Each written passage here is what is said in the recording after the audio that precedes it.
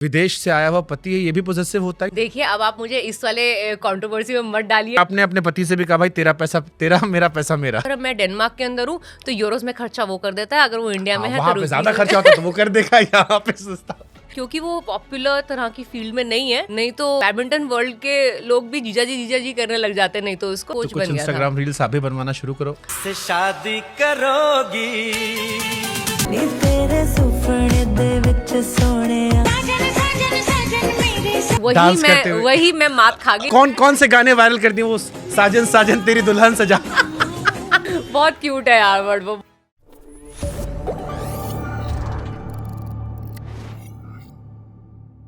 एक सवाल मेरे मन में बड़ी क्यूरियोसिटी आ रही थी, ये जो विदेश से आया हुआ पति है ये भी पॉजेसिव होता है? क्योंकि हम मानते हैं सारी बीमारियां हमारे यहाँ होती है, देसी लौंडे ज्यादा पॉजेसिव होते हैं। देखिए, अब आप मुझे इस वाले कंट्रोवर्सी में मत डालिए कि सारे बोलेंगे यहाँ तो तुम्हारे को इंडियन इंसान नहीं मिला था, वो ऐसे करना चाहती है। अरे हम जानना चाह रहे हैं देसी मर्द ऐसे होते हैं। नहीं नहीं, प्रियंका चोपड़ा, निक जोनस को देखिए, पूरा इंस्टाग्राम आजकल जीजा जी कर रहा है बैठ के। हमारे पूरे देश के जीजा जी हो चुके हैं। कौन से गाने वायरल कर दिए वो, साजन साजन तेरी दुल्हन सजा।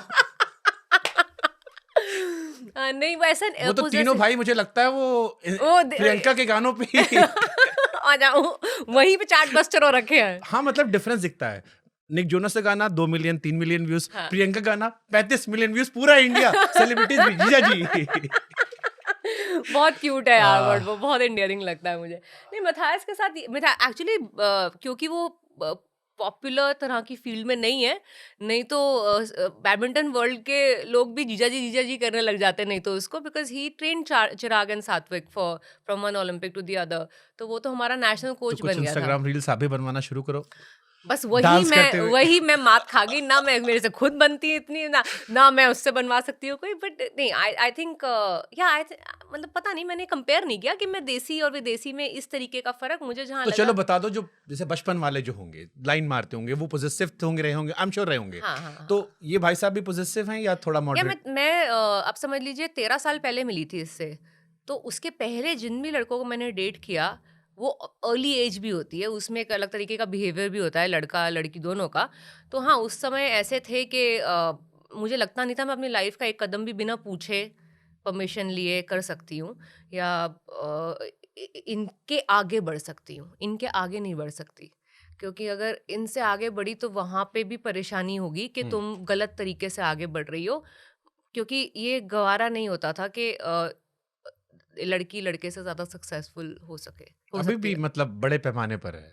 हाँ, मतलब अब तो मैं इसी इंसान के साथ हूँ 13 साल से, तो मुझे पता नहीं अभी आसपास मेरे साथ तो नहीं हो सकता ना, मेरे आसपास वाले लोगों का मैंने पूछा नहीं, बट ये प्रॉब्लम मैंने फर्स्ट हैंड एक्सपीरियंस करी थी। तो जैसे आजकल लोग कहते हैं, आजकल आप बड़े शिप्स चलते हैं, ये शिप वो शिप।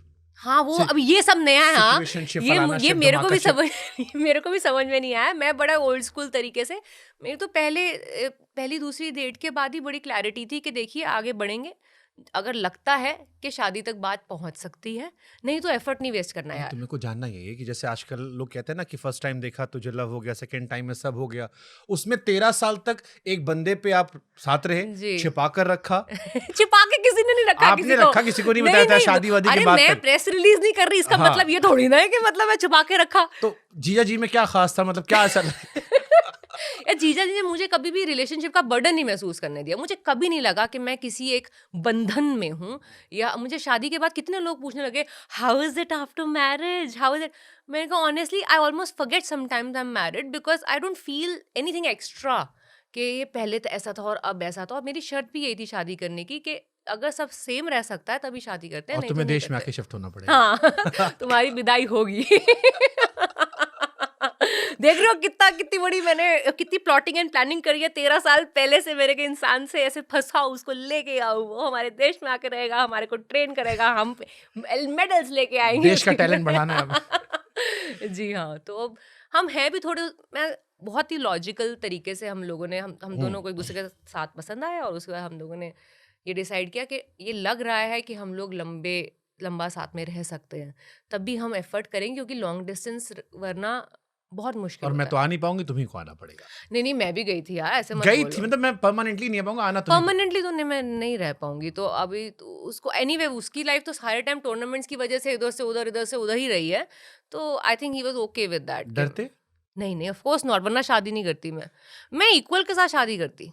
मुझे So, कभी वो भी डरते लगता नहीं आपसे? मेरे साथ ऐसा भी हुआ है इन द प्रीवियस रिलेशनशिप्स के कोई ऐसा हो मतलब जिसको मैं बोलूं दिन तो दिन, जिसको मैं बोलूं रात तो रात, तो ये हाँ, लौंडे मान जाते हैं।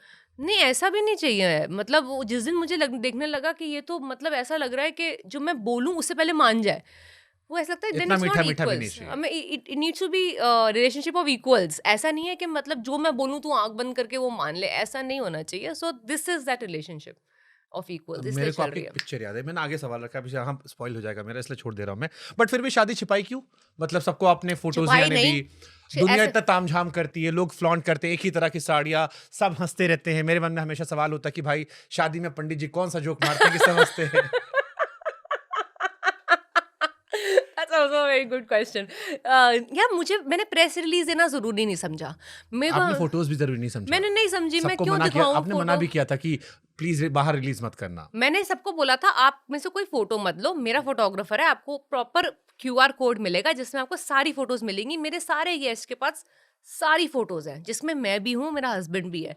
But they were sensible enough कि तू इसको नहीं करनी तो हम क्यों करें। हमने वो भी शादियां देखी जहाँ लोग नेटफ्लिक्स और सोनी को बेच देते हैं शादियां, जी वहाँ बहुत पैसे कि इसमें भी पैसे मिल जाते हैं। आई स्वेयर बहुत मिल जाते हैं। इंटरनेशनल नेटफ्लिक्स पे भेज सकती थी मैं तो अपनी शादी, बट नहीं। मुझे था जैसे होता है, जिस तरह से देखती आई हूँ बचपन से, शादी होती है जिसमें आप अपने करीबी लोग बुलाते हैं, और आप मतलब ऐसे नहीं कि हर सोसाइटी के बिल बोर्ड नोटिस बोर्ड के ऊपर फोटो लगा रहे हैं कि हमारी शादी हो गई। अब नहीं करते थे ना ऐसे बचपन, मैंने नहीं देखा ऐसे। तो मैंने कहा जिन लोगों को बताना था वो लोग आए, मेरे प्रोफेशन का मेरी शादी से क्या लेना देना है तो यार? मैथियस बाबू के लिए कल्चरल शॉक क्या था?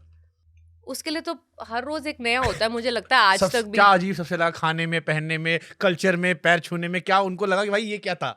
एक्चुअली पता नहीं यार, तो इतने हो गए कि मैं मेरे को भी भूल जाना।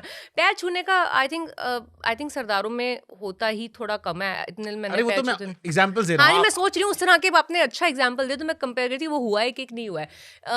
नहीं छोटी छोटी हल्दी जो थी उनके लिए बड़ी ही कि ये क्या हो रहा है। उसके पूरे खानदान वाले इतने शौक में थे कि ये मुंह गंदा क्यों कर रहे हैं ऐसे, what is this turmeric this what is. तो वो इतने सारे शौक में कि वो आ ही नहीं रहे थे पहले तो हमारे पास, हमारे को मुंह पे हल्दी लगाने के। उनको लगता है ये क्या हो रहा है।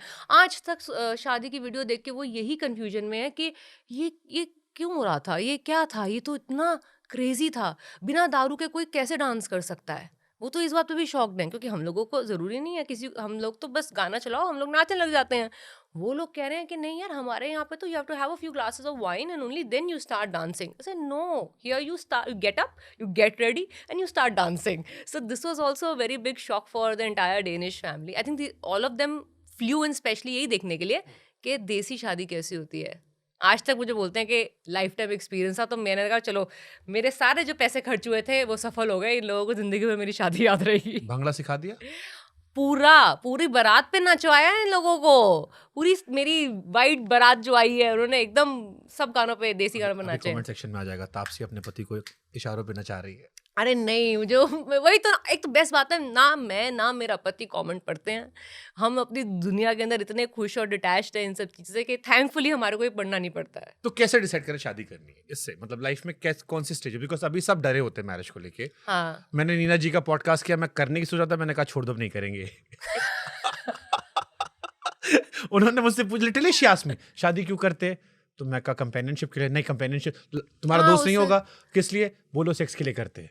मैं उनको देखता रहा, शी सेड हाँ और कुछ नहीं होता, सब बाकी होता, बाकी दोस्तों में होता है। सो आई गॉट शॉक, थोड़ा पीछे हुआ मैं। हाँ so now I am asking you कि तापसी जो 14 साल रिलेशनशिप में रही, नाउ हैप्पीली मैरिड, हाँ। शी इज सो हैप्पी, एक रैंडम इंसान जो सुन रहा हो, क्या सोचे कंफर्म करेंगे शादी करने से? यार सबको मेरी फैमिली में पता चल चुका था, 10 साल हो चुके थे साथ में रहते हुए। एक्चुअली 9 साल एंगेज थे हम लोग, क्योंकि रिलेशनशिप के 1 साल बाद ही उसने मुझे प्रपोज कर दिया था शादी के लिए। तो वर्ल्ड की सबसे लंबी एंगेजमेंट ना हो जाए तो मैं सोचा शादी कर ही लेते हैं। क्योंकि 9 साल कौन रुकता है एंगेजमेंट और शादी के बीच में। वही था कि मतलब 10 साल हो गए हैं ना। भाई भी शरीफ आदमी होगा। I hope so. नहीं सो यही है रीजन, ऐसा कोई मतलब reason- एप्स्टीन फाइल के दौर में मैं पूछ लेता।